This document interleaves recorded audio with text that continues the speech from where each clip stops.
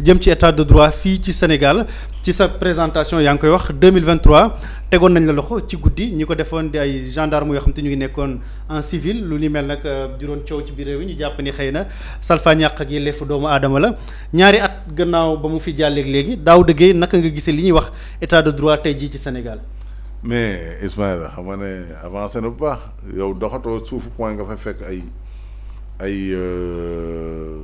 camion gendarme nit ñu doon surveiller man sa bopp laa xam taxaw nii sa balcon gis leen ñu toog na li maanaam gis nga ñële duñu ay civil de kër gi la ñuy kii ça mettait la pression sur les familles guddi googu ñu may kii ngay wax par exemple on m'appelle Modou Kolikat am na ay nervis yu nekk këram parce que il ne mettait pas les formes amul présentation carte amul soltenu ma génn ne non dem xeex moomu yóbbu woon quoi ak nervis ma ñëw fekk leen wetu armée yi ci ñu planqué ci seen fourgonnette bi ma ñëw taxaw ba ñu xool ma waxuñu dara waaw ma ñëw taxaw ne gars yi nañ taxaw ci buntu armée yi quoi fii ku fi wàcc et cetera pour provoquer leen ñu wàcc quoi mais wàccuñu ma taxaw wàcc ñu ma ne nañ dem buntu kër Modou Kole ba xam ban góor mooy ñëw taxaw foofu noonu bi ñu tourné ndekete ci lañuy ñëw voilà donc bi ñu ñëwee di kii on a résisté mais ma xoolee laa gis na gars yi ci biir ñoom ak seen tenue yeeg affaire yooyu te kii xam nga après ñu embarqué ñu yóbbu ñu tu te rends compte dans la nuit comme ça kenn xamul fan la ñuy yóbbu boobu ñu ngi yóbbu section de recherche bu Kër Massar ñu def fa 4 jours de garde à vue boobu c'était pas la première hein, et c'était pas la dernière voilà parce que xam nga boo yàggee ci lu di yow tu deviens une identité remarquable quoi du coup bu dara amee rek c'était des arrestations préventives en réalité veillu procès Adji Sarr ñu ñëw jël si la veillu procès truc ñu ñëw jël si la jour verdict bi le 1er juin ñu jël sa chauffeur yóbbu ngay dem di ko war ñu jël la yóbbu donc parce que jàpp nañ ni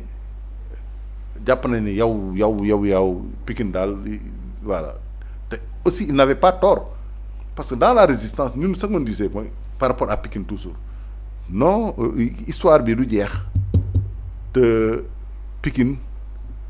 du ci bokk quoi parce que mënul partout nit ñi di jóg di taxaw moom moo tax déjà moi je montais pas sur Dakar je restais à Pikine ak yeneen jeunes yeeg yooyu noonu et on portait la résistance on l'assumait donc loolu moom waral donc les multiples arrestations mais avant même ñuy agsi foofu noonu mais les interdictions de manifestation étaient systématiques c'était systématique mais léegi on laisse des gens manifester on encadre les manifestations côté boobu baneen bi li ci gën a am solo moom mooy l'exécutif n'a plus une mainmise sur utu ko sax sur le judiciaire yaakaar naa ne affaire yi di fi am nii yëpp bon exécutif mi ngi liggéeyam tu vois donc le judiciaire mi ngi def liggéeyam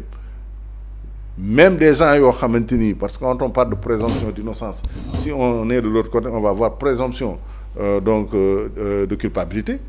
mais des gens organisent des marches pour réclamer la libération de tel ou bien même pour insulter extra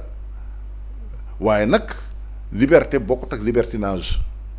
ñun mus ñoo nekk di saaga ak yooyu noonu quoi xanaa bi ñu demee ba état de droit amatul on est retourné à la nature parce que Sénégal toll na foo xamante ni le droit mais on avait effacé le droit quoi et quand le droit est effacé on retourne dans la nature c'est en fait amatul le droit positif quoi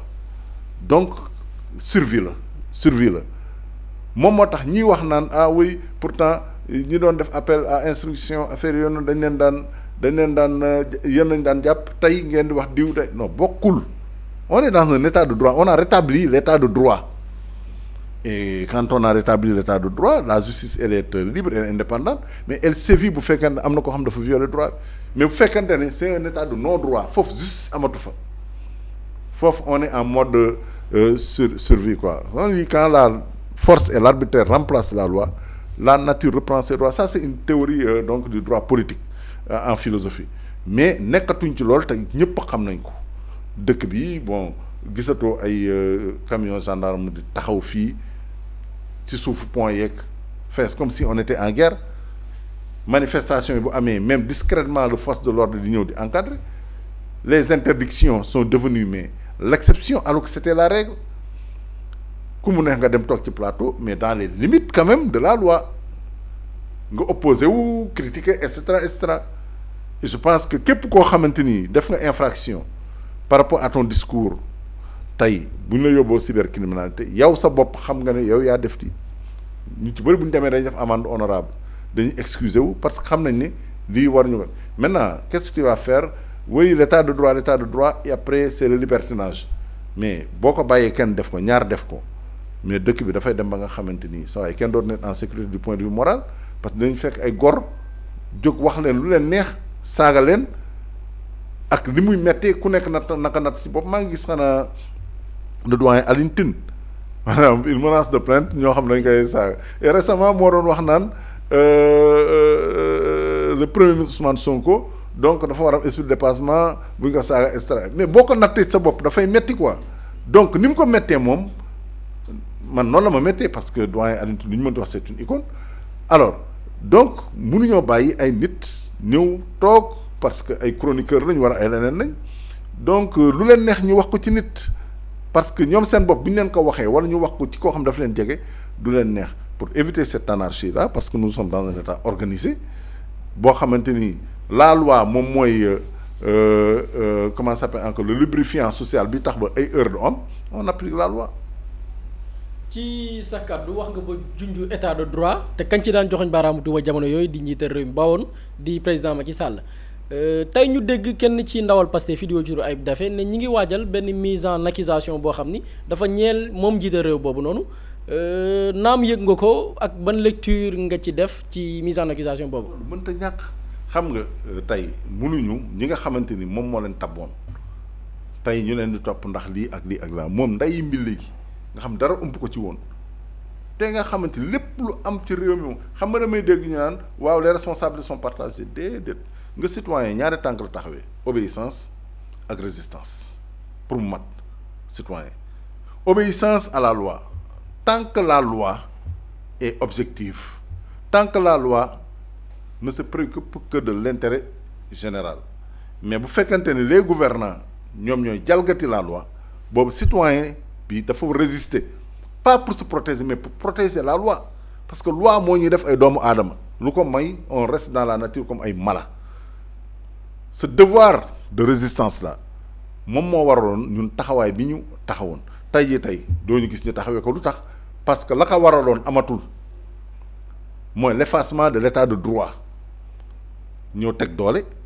nag doole mooy xeex ak moom gis nga boo xoolee dans la mythologie grecque les héros grecs là ay ñoom Achille ak yooyu noonu mais kan lañ leen daan yóbbu mu yar leen mooy le centaure Chiron nga xamante ni kii lay am buste de d'homme lay am li ci des c'est un cheval qu'on appelle le centaure moom leen doon yar xam nga lan lay signifier Machiavel mi ngi koy wax ma il y a deux façons de combattre l'une par l'esprit l'autre par la force l'esprit c'est la loi voilà quoi mais quand mais instinct de survie dafay taxaw boobaa tu utilises la force ñun nag foofu la ñu yóbbu woon tey jii tey ñun duñ fa dem mais bu ñu demeen foofu noonu tamit en toute légitimité ñeneen ñi dañu war a taxaw li nga xam ne moom mooy résister mais loolu amul li ngay gis moom mooy en fait du libertinage li nga gis moom mooy ay rancune li nga gis moom mooy benn esprit donc de subversion boo xam li ko waral moom mooy rek c'est des esprits contre-révolutionnaires quoi. Or cette révolution là elle est déjà plantée et elle va arriver à terme képp koo xam ne dafa dox ci digganteem également daf lay moxoñe c'est aussi simple que ça parce que dëkk bi day changer dëkk bi ça va changer li ñu doon nekkee mënuñu ko nekkee moo tax encore une fois c'est que vraiment man dama naan bu fi amoon sax mu neex quoi